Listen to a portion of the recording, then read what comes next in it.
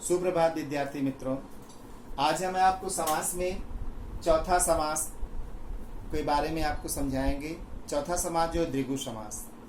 तो द्विगु समास जिस समास में पहला पद जो होता है संख्यावाचक होता है। संख्यावाचक माने किसी गिनती से स्टार्ट होता है, 1 2 3 4 5 6 7 8 9 10 इस तरह के स्टार्ट, यानी पूर्व पद उसका होता है संख्यावाचक होता है, यानी वह किसी एक विशेष जो है किसी विशेष समूह का बोध कराता है। उसको हम क्या करते हैं, द्विगु समास करते हैं। तो विद्यार्थी मित्रों देखिए, आप समास में जब होता है तो ये आपका होता है समस्त पद। ध्यान देना, ये समस्त पद होता है। यहाँ पर होता है आपका पूर्व पद होता है, पूर्व, और ये होता है उत्तर। तो इस तरह से मान लीजिए चौराहा है, चौराहा। ये चौ जो है चार, ये चार, तो चौ यानी हो जाएगा आपका चार राह, या चौराहा का मतलब है आपको कि चार राहों का समूह, यानी आपके चौराहा यानी चौराहा, ये हो जाएगा आपका चौराहा, यानी चार राहों का समूह, चार राहों का समूह, यानी इस तरह से इसमें गिनती है। एक एग्जाम्पल और बता दे रहा हूं, त्रिशूल यानी हो जाएगा त्रिशूल,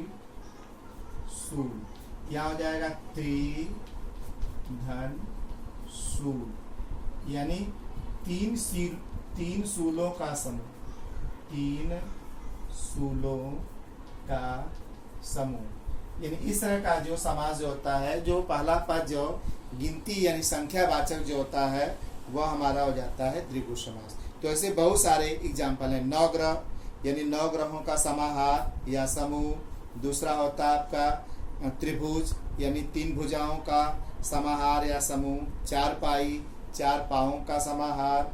अष्टनिधि, नौ निधियों, 8 निधियों का यानी सिद्धियों का जो समूह। पंचवटी यानी 5 वटों का समूह, यानी त्रिकोण, 3 कोणों का समाहार। यानी इस तरह से जो एग्जाम्पल जब आता है तो ये इसके क्या होता है, द्विगु समास। अब आगे समझ में आ गया। आगे का जो है आपका द्वंद्व समास। द्वंद्व माने होता है जुड़ना, यानी आपस में दोनों। इस समास में दोनों पद क्या होते, प्रधान होते हैं। पूर्व पद भी प्रधान होता है और उत्तर प्रधान भी, यानी पहला पद भी प्रधान होता है, दूसरा पद। इन दोनों में क्या होता है, एक सामासिक चिन्ह होता है। जैसे आपने देखा होगा माता पिता।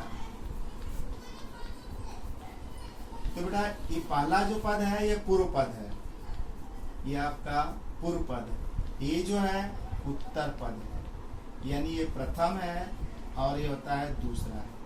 तो जितना माता प्रधान है उतना पिता भी प्रधान है।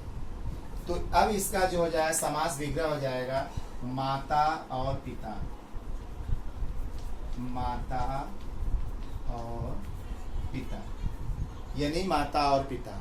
जैसे दिन रात, दिन और रात। अमीर गरीब, अमीर और गरीब। ऊंच नीच, ऊंचा और नीचा। फिर उसके बाद होता है धनी निर्धन, धनी और निर्धन।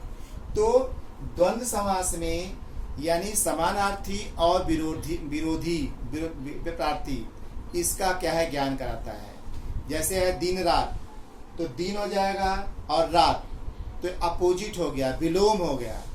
अब समानार्थी में हो जाता है आपका कि जैसे रुपया पैसा, तो रुपया का पैसा बनता है और पैसे से ही रुपया बनाया जाता है। कपड़े लत्ते, यानी कपड़ा जो होता है जब पुराना हो जाता है तो लत्ता कहते हैं। और उसी तरह से होता है सेठ साहूकार, यानी सेठ को कहीं साहूकार भी कहते हैं, कहीं सेठ भी जी कहते हैं। तो ऐसे विद्यार्थी मित्रों, कहने का मतलब उसमें जो चिन्ह होता है उसको पहचानना बहुत आसान होता है। वहाँ पर अथवा लगता है और लगता है या का उपयोग होता है, यानी ये समास विग्रह जब करते हैं। और समस्त पद जो होता है माता पिता होता है, तो इसमें क्या है, यानी माता और पिता अधिकांशतः जो है विलोम शब्द आते हैं, समानार्थी भी शब्द आते हैं, दोनों का अर्थ का होता है समास। यानी इसमें पहला पद भी क्या होता है, प्रधान होता है, दूसरा। तो मैं आपको फिर एक बार रिपीट कर दे रहा हूँ कि द्विगु समास में जो पहला पद जो होता है वह गिनती यानी संख्या वाचक होता है, और वह किसी समूह, किसी विशेष समूह के क्या है बोध कराता है। जैसे चौराहा, 4 राहों का समूह यानी चौधन राहा, फिर त्रिशूल, त्रिधनशूल, 3 शूलों का समूह। फिर उसके बाद होता है त्रिभुज, तीनों जगह त्रिधनभुज यानी 3 भुजाओं का समूह। तो इस तरह से आपका हो गया द्विगु समास। दूसरा समास जो मैंने आपको बताया ये होता है द्वंद्व समास। द्वंद्व समास में पहला और अंतिम यानी पूर्व पद और उसके बाद होता है उत्तर पद, दोनों प्रधान होते हैं। इसमें क्या होते हैं, अधिकांश समानार्थी और विरोधार्थी आते हैं। जैसे आपका होता है माता पिता, माता और पिता यानी दिन रात, दिन और रात। अमीर गरीब यानी अमीर और गरीब, इतने विरोधाभास है, यानी यहाँ पर विरोधी शब्द का है। अब है जैसे समानार्थी में होता है सेठ साहूकार यानी सेठ और साहूकार यानी दोनों एक ही कहा जाता है।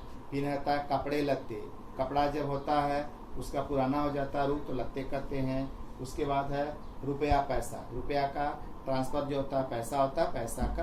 तो विद्यार्थी मित्रों आपको ये समास जो है दोनों बहुत आसान है, बहुत आप आसानी से क्या आप उसको कर सकते हो। धन्यवाद।